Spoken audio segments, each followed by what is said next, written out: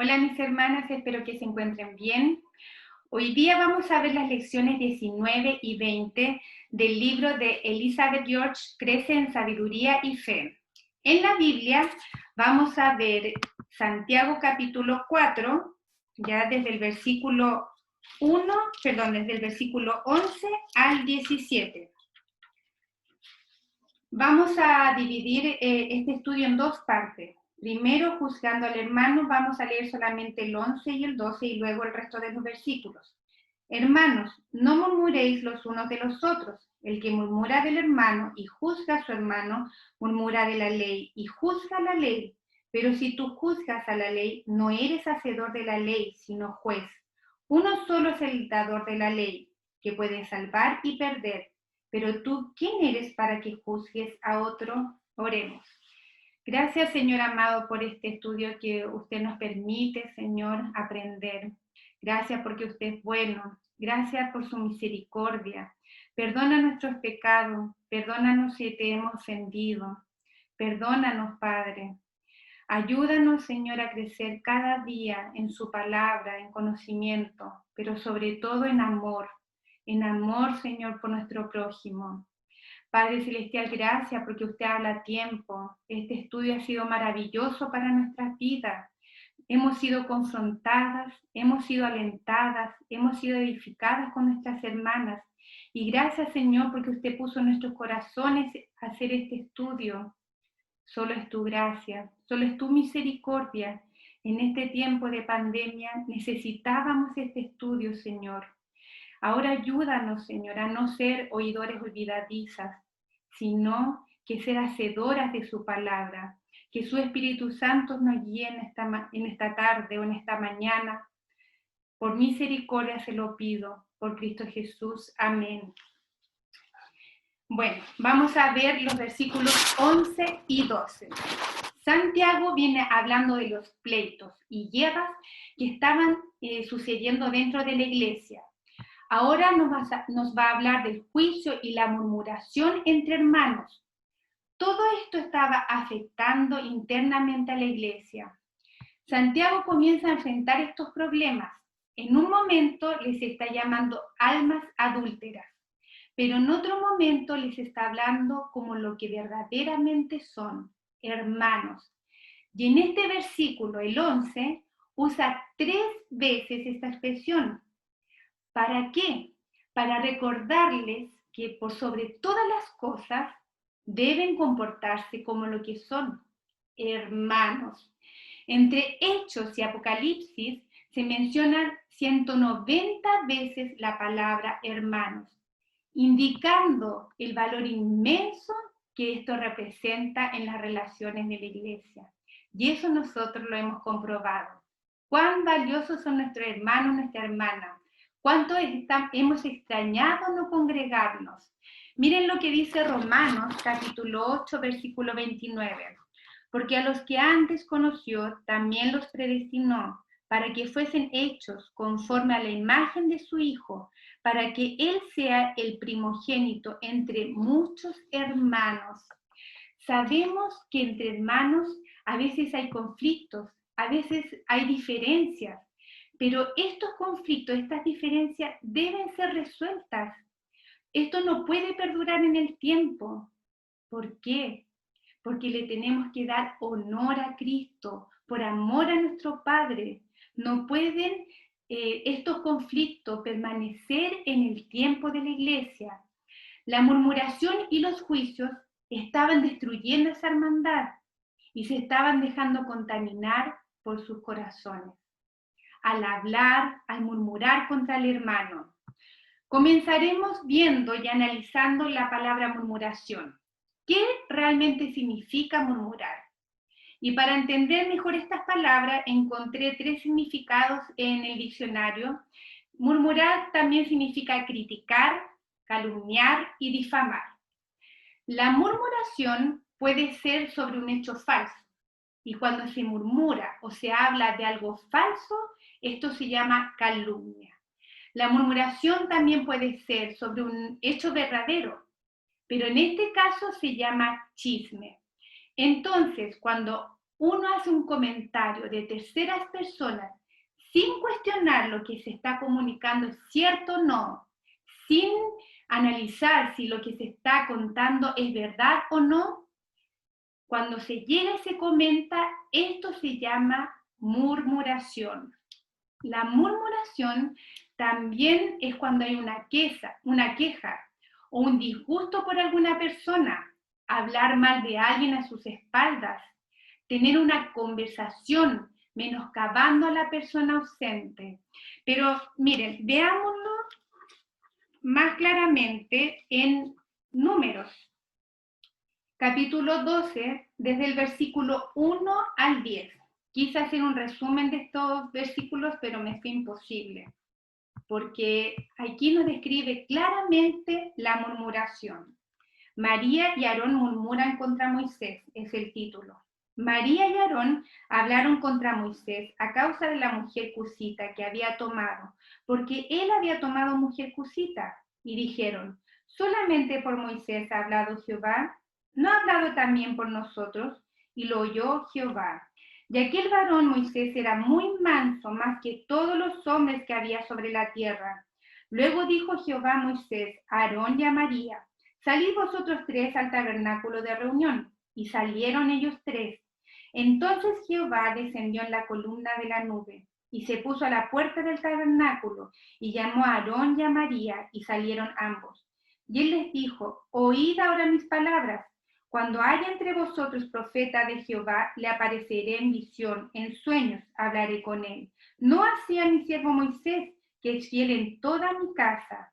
Cara a cara hablaré con él, y claramente, y no por figuras, y verá la apariencia de Jehová. ¿Por qué, pues, no tuvisteis temor de hablar contra mi siervo Moisés? Entonces la ira de Jehová se encendió contra ellos y se fue. Y la nube se apartó del tabernáculo. Y he aquí que María estaba leprosa como la nieve. Y miró a Aarón, a María, y aquí que estaba leprosa. ¿Qué vemos aquí? Vemos a Aarón y María murmurando contra Moisés. ¿Por qué? Porque había tomado como mujer a una mujer cusita. Y como no le pareció bien ni a María ni a Aarón, ¿qué hicieron? Comenzaron a hablar en contra de Moisés, comenzaron a murmurar. Ellos aparentaban estar preocupados por la obra del Señor, pero más bien ellos estaban teniendo motivos pecaminosos en sus corazones. Habían motivos escondidos en sus corazones. Ellos tenían celos, tenían envidia. Y estos sentimientos salieron a la luz. ¿De qué forma? En murmuración. Si a ellos no les pareció bien que Moisés haya tomado a esta mujer por esposa, lo podrían haber conversado en forma personal, pero no haber murmurado como lo hicieron. Siempre la raíz de la murmuración son sentimientos pecaminosos. Son sentimientos pecaminosos que se guardan en el corazón. La murmuración es la punta del iceberg, donde debajo de lo que se ve hay sentimientos pecaminosos. Hay sentimientos que no son agradables a Dios. Por eso, cuando usted, mi hermana, escuche a alguien murmurar, o cuando usted tenga la intención de murmurar, pregúntese, ¿cuál es la raíz de lo que yo quiero hablar? ¿Por qué están estos pensamientos en mi vida que quiero comentarlos a los demás? El murmurar no es algo espontáneo, no es algo de la noche a la mañana, no es algo que de repente se comenta, no, sino que es algo que se está albergando en el corazón, es algo que se está guardando en contra de otra persona, y ahí está, dando vueltas en la mente, vueltas y vueltas. En este pasaje bíblico, nosotros podemos ver lo grave que puede ser murmurar. El Señor no solo los llamó y los reprendió, sino que además se encendió su ira contra Aarón y contra Aarón y María. Por lo tanto, aquí podemos ver claramente cuánto le desagrada el murmurar al Señor, ¿Cuánto le desagrada que sus hijos estén en murmuración? En estos versículos podemos ver la acción de Dios en tres partes. Primero, Dios oyó, luego Dios amonestó y por último, Dios castigó. Primeramente, Dios oyó, cuando Aarón y María comenzaron a murmurar. Luego Dios amonestó. El Señor llamó a los tres hermanos, Moisés, Aarón y María, para mostrarles que Moisés había sido el elegido, que él lo había apartado para sus propósitos. Y por último, Dios castigó. Como leímos, Dios castigó con lepra a María. Veamos lo que dice el Salmo 101:5. Nos dice: destruiré al que en secreto calumnia a su prójimo, no toleraré al de ojos altanero y de corazón arrogante.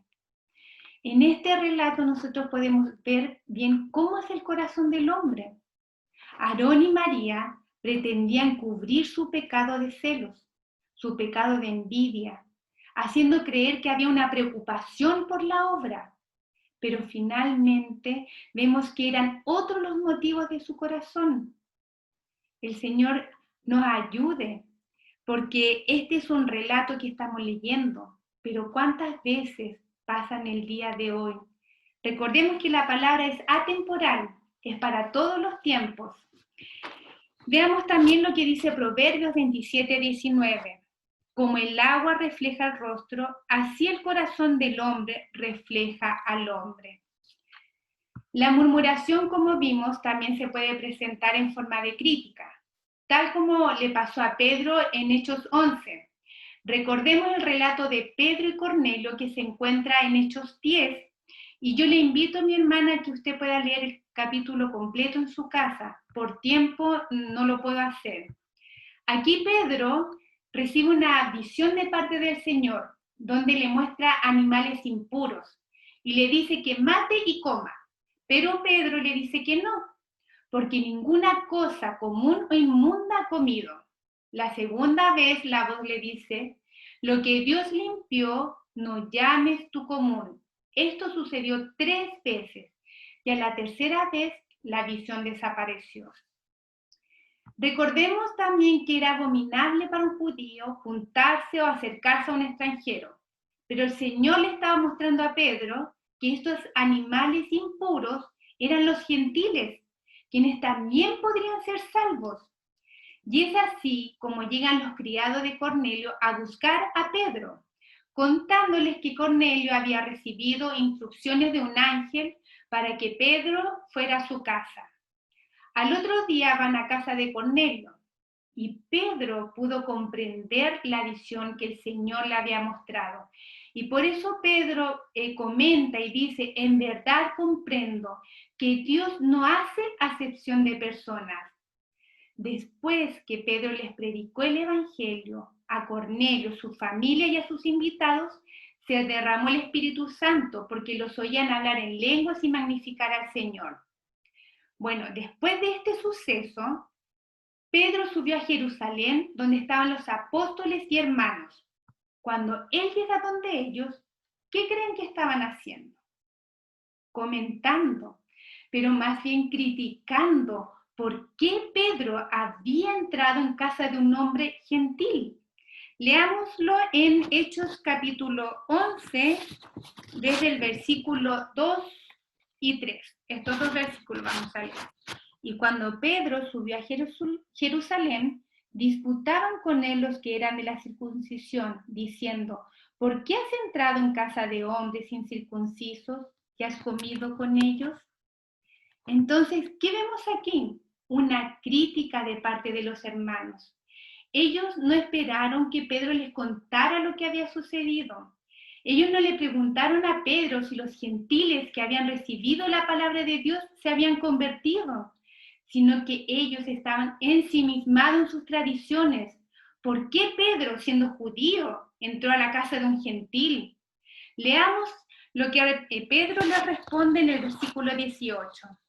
Entonces, oídas estas cosas, callaron y en el versículo 17. Si Dios, pues, les concedió también el mismo don que a nosotros que hemos creído en el Señor Jesucristo, ¿quién era yo que pudiese estorbar a Dios? Los apóstoles y los hermanos, después de haber escuchado a Pedro, reaccionaron. ¿Y qué dijeron? Entonces, en el versículo 18, oídas estas cosas, callaron y glorificaron a Dios, diciendo, de manera que también a los gentiles ha dado Dios arrepentimiento para vida. ¿Se dan cuenta? Aquí claramente nos podemos dar cuenta cuán ligeras muchas veces son las palabras, cuán ligeras salen las palabras de nuestra boca. Y generalmente esto sucede hacia el liderazgo. Muchas veces no sabemos todo el trabajo que hay detrás. No sabemos todo el trabajo que hay detrás de lo que están liderando la iglesia. Solo vemos la parte visible, pero no podemos ver cómo ellos están trabajando con los hermanos en forma silenciosa. Muchas veces se critica lo que se ve, pero sin conocer el trasfondo del trabajo de los líderes. Asimismo le pasó a Pedro. Ninguno de los apóstoles y hermanos que estaban criticando conocían el trasfondo de la situación, sino que fueron rápidos a hablar. ¿Por qué Pedro había entrado a la casa de un gentil sin saber lo que el Señor mismo se lo había pedido? El Señor le había pedido a Pedro, pero ellos no conocían ese trasfondo. Luego Santiago nos habla del juzgar. El que murmura del hermano y juzga a su hermano, murmura de la ley y juzga la ley. Pero si tú juzgas a la ley, no eres hacedor de la ley, sino juez. ¿Y qué quiere decir esto? Que cuando murmuramos o juzgamos al hermano, estamos invalidando la ley misma. Veamos en Romanos capítulo 13, desde el versículo 8 al 10. Dice, no debáis a nadie nada, sino el amaros unos a otros, porque el que ama al prójimo ha cumplido la ley, porque no adulterarás, no matarás, no hurtarás, no dirás falso testimonio, no codiciarás, y cualquier otro mandamiento en esta sentencia se resumen, amarás a tu prójimo como a ti mismo. El amor no hace mal al prójimo, así que el cumplimiento de la ley es el amor. Por lo tanto, si nosotros desconocemos o invalidamos la ley desobedeciéndola, no amando a nuestro prójimo, sino que murmurando o juzgando a nuestro hermano, es porque nos ponemos en el lugar de Dios. Y lo peor, que nos convertimos en juez. En el versículo 12 de Santiago dice, uno solo es el dador de la ley, que puede salvar y perder, pero tú, ¿quién eres para que juzgues a otro? El juzgar a los demás es lo opuesto de humildad. Entonces, cuando alguien se siente superior que los demás, juzga creyendo que su estilo de vida, su manera de organizar sus tiempos, la toma de decisiones, su manera de pensar, etc., cree que esa es la correcta forma de vivir. Y como la otra persona lo hace de manera diferente, como su prójimo no lo hace como ella quiere que se haga o ella piensa que es lo mejor, comienza a juzgar al hermano. ¿Por qué? Porque se siente que está por sobre el hermano. Pero veamos lo que dice Romanos capítulo 12, versículo 3. Veamos dónde está. Romanos capítulo 12, versículo 3. Digo pues, por la gracia que me es dada, a cada cual que está entre vosotros, que no tenga más alto concepto de sí que el que debe tener, sino que piense de sí con cordura, conforme a la medida de fe que Dios repartió a cada uno. Por lo tanto, mi hermano, no nos sintamos superior a los demás, no pensemos que estamos sobre los demás, pensemos de nosotras mismas con cordura, es decir, de manera prudente y sensata. Estos dos versículos, 11 y 12, nos deja una gran lección. Santiago quiere que sus lectores, que las personas que están leyendo esta carta, recuerden que solo el Señor es el único juez y Él mismo es el dador de la ley. En conclusión, no estamos llamadas a juzgar, no estamos llamadas a murmurar de nuestro hermano, sino de amar a nuestro hermano, de bendecir a nuestro hermano, de orar por nuestros hermanos. Para eso sí nos ha llamado el Señor. Veamos la segunda parte de estas lecciones, que está en Santiago capítulo 4. Veamos desde el 13 al 17. Esta es la segunda parte que lleva por título No os gloriéis del día de mañana. Vamos ahora, los que decís, hoy y mañana iremos a tal ciudad y estaremos allá un año y traficaremos y ganaremos, cuando no sabéis lo que será mañana. Porque ¿qué es vuestra vida? Ciertamente es neblina que se aparece por un poco de tiempo y luego se desvanece, en lugar de lo cual deberíais decir, si el Señor quiere viviremos y haremos esto o aquello. Pero ahora os jactáis en vuestras soberbias. Toda jactancia semejante es mala, y al que sabe hacer lo bueno y no lo hace, le es pecado. Aquí Santiago ocupa una ilustración de la época, porque muchos judíos en ese tiempo estaban esparcidos por el mundo antiguo, eran comerciantes de éxito, eran mercaderes itinerantes que viajaban de un lugar a otro, y naturalmente ellos buscaban centros de comercio prósperos. ¿Para qué? Para hacer sus negocios. Es por esto que Santiago comienza en estos versículos con un fuerte llamado de atención. Vamos ahora, escuchen bien. Santiago aquí está hablando a las personas que viven no haciendo caso a la voluntad de Dios, sino que se basan en sus razones, en sus lógicas para hacer planes. Este grupo de personas son ateos prácticos, que viven proyectándose como si Dios no existiera, como si Dios no se interesara por eso. Esto, hermana, no significa que no se debe planificar, no significa eso. Aquí el pecado no está en la planificación. Aquí el pecado fue lo que no hicieron. Ellos tenían grandes esperanzas en lo que deseaban hacer en el futuro, pero no pusieron la esperanza en el Señor.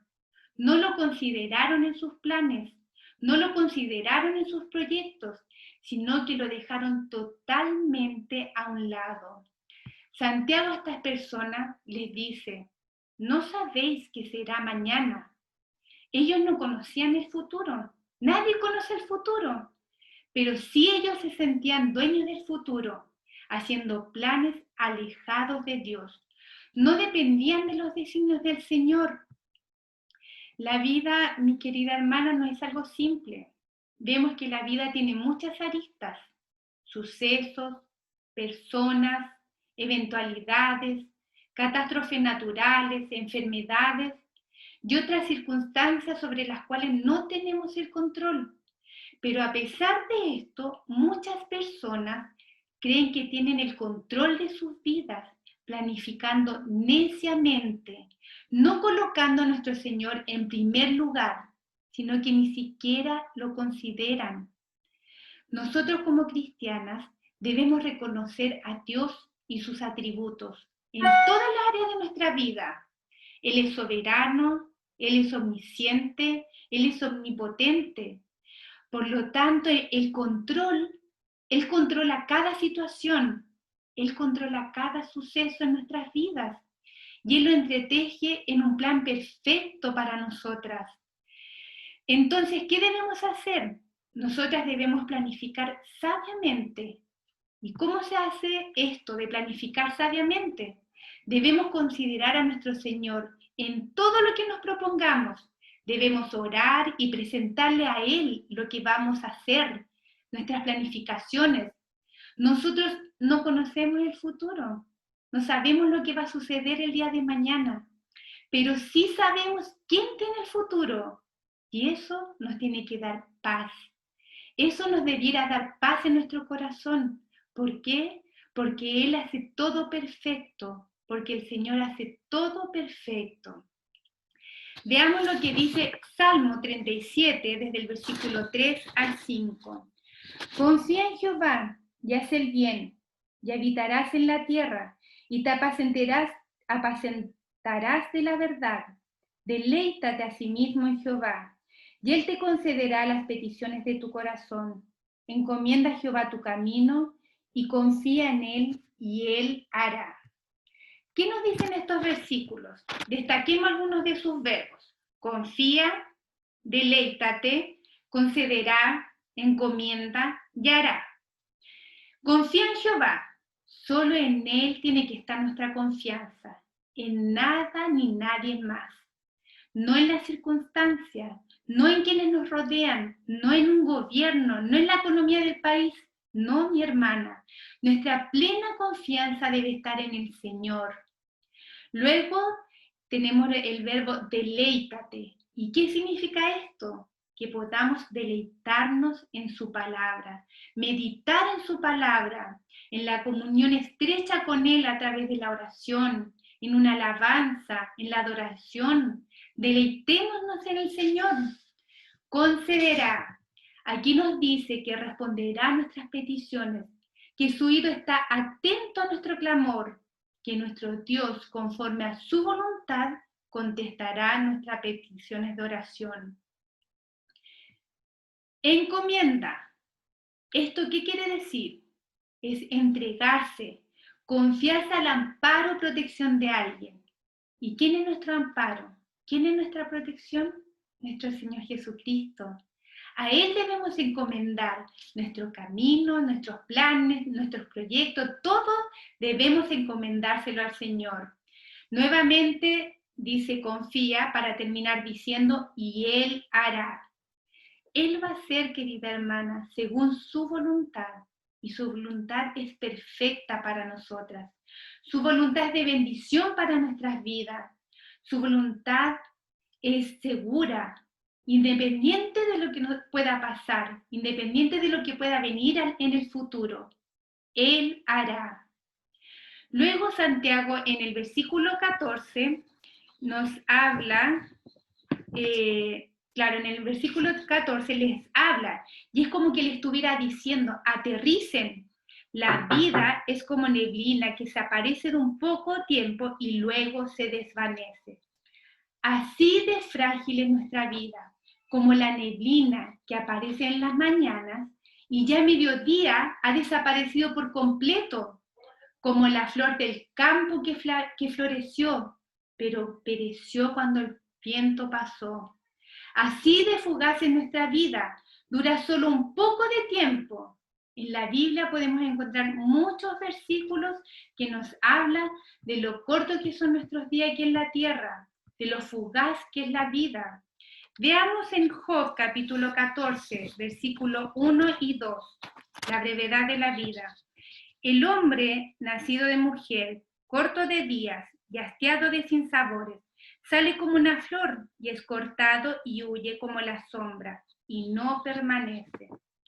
Hacer planes y no considerar la voluntad de Dios es vivir neciamente, porque esto nos lleva a depender de nuestras capacidades, de nuestra salud, de nuestro esfuerzo, y ya vimos lo frágil que puede ser la vida. Por lo tanto, sin Dios, si no consideramos a Dios en nuestros planes, en nuestros proyectos, es estar viviendo como si Dios no existiera. Encomendemos nuestros planes a Dios. Si lo hacemos, sabremos que Él está haciendo su voluntad en nuestra vida y su voluntad es perfecta. Santiago en el versículo 16 nos habla de la jactancia, los que rechazan la voluntad de Dios, sobre aquellos que establecen sus propias metas y su propia voluntad por encima de Dios. En este grupo están los cristianos que se jactan en su soberbia. ¿Y qué significa jactarse? Significa hacer alarde de sus propios logros, como que todo lo que se lograra en la vida es gracias a la inteligencia del hombre, es gracias al esfuerzo humano. Este problema siempre ha existido en la humanidad, el querer ser independiente, que nadie nos controle, que nadie nos gobierne. hacer las cosas fuera de Dios, sin presentarle nuestra vida, nuestros proyectos, nuestros planes. Hoy el Señor nos habla que dependamos totalmente de Dios en todas nuestras áreas, en todo lo que hagamos. Veamos lo que dice Proverbios capítulo 3, versículo 5. Fíate de Jehová de todo tu corazón y no te apoyes en tu propia prudencia. No nos apoyemos en nuestras capacidades, no nos apoyemos en nuestro esfuerzo, sino que fiémonos de Jehová con todo nuestro corazón. Luego en el versículo 17, donde dice, y al que sabe hacer lo bueno y no lo hace, le es pecado. Si conocemos la voluntad de Dios, tenemos la responsabilidad de obedecerla. Y si no la hacemos, pecamos. Aquí Santiago apunta al pecado de omisión, es decir, rechazar y desobedecer la voluntad de Dios. Si vamos al Antiguo Testamento y leemos la historia de Jonás, nos daremos cuenta que él conocía la voluntad de Dios, pero no quería hacerla. Él no quería ir a Nínive. El Señor lo había llamado para predicar a Nínive. Y Jonás, en vez de ir a predicar y hacer la voluntad de Dios, ¿qué pasó? Huyó a Tarsis, una dirección contraria. Pero ¿qué pasó con él? Tuvo que pasar una severa disciplina de Dios para luego someterse a la voluntad de Dios. Veamos qué dice Pablo en Romanos capítulo 12, versículos 1 y 2. Así que, hermanos, os ruego por la misericordia de Dios, que presentéis vuestros cuerpos en sacrificio vivo, santo, agradable a Dios, que es vuestro culto racional. No os conforméis a este siglo, sino transformaos por medio de la renovación de vuestro entendimiento, para que comprobéis cuál sea la voluntad de Dios, agradable y perfecta. ¿Cómo yo podré discernir la voluntad de Dios en tal o cual caso? Aquí Pablo declara que la consagración de nuestras vidas al Señor, es decir, debo rendirme completamente a Él, pasar tiempo en la palabra, orar, meditar en su palabra. Todo esto nos lleva a conocer la voluntad de Dios a través del Espíritu Santo. Y para terminar este estudio, veamos el versículo 15, que lo dejé al último. ¿Por qué lo dejé al último? Porque en estos versículos podemos ver lo opuesto de los versículos anteriores, porque aquí está la respuesta para nosotras de cómo deberíamos vivir, qué deberíamos decir. Si el Señor quiere, viviremos y haremos esto o aquello. Eso dice Santiago en el versículo 15. Esto, mis queridas hermanas, es humildad. Esto muestra sumisión a la voluntad de Dios, lo cual esto debe ser constante, no en algunas áreas de nuestras vidas. No podemos decir, en estas áreas gobierno yo y en estas otras no. Perdón, en estas áreas gobierno yo y en estas otras áreas gobierna Dios. No. En todas las áreas de nuestras vidas tiene que gobernar el Señor. Toda nuestra vida tiene que estar rendida al Señor. Toda nuestra vida tiene que estar gobernada por el Señor. Y en cada decisión que tengamos que enfrentar en nuestras vidas, nuestra respuesta debe ser si Dios quiere. No como una frase cliché, sino de corazón, aceptando la voluntad del Señor, ya sea favorable o desfavorable. A mis ojos, a nuestros ojos puede ser desfavorable, pero si es la voluntad de Dios, es perfecta. Y eso debe darnos paz en nuestros corazones, sabiendo que nuestro Dios está cumpliendo sus propósitos en nuestras vidas. Y termino con estas preguntas, mi querida hermana. Cuando usted se planifica para llevar a cabo algún proyecto, ¿usted se lo presenta al Señor? ¿Usted considera al Señor en sus planes? ¿Ora para que en sus planes se haga la voluntad del Señor? ¿O usted vive como si existiera el Señor, como si no existiera el Señor, como si no existiera su voluntad? Digamos lo que dijo David en el Salmo 40, versículo 8. El hacer tu voluntad, Dios mío, me ha agradado, y tu ley está en medio de mi corazón. Dios nos ayude, mi querida hermana. Espero que este estudio sea de bendición para su vida y nos estamos viendo el sábado. El Señor la bendiga.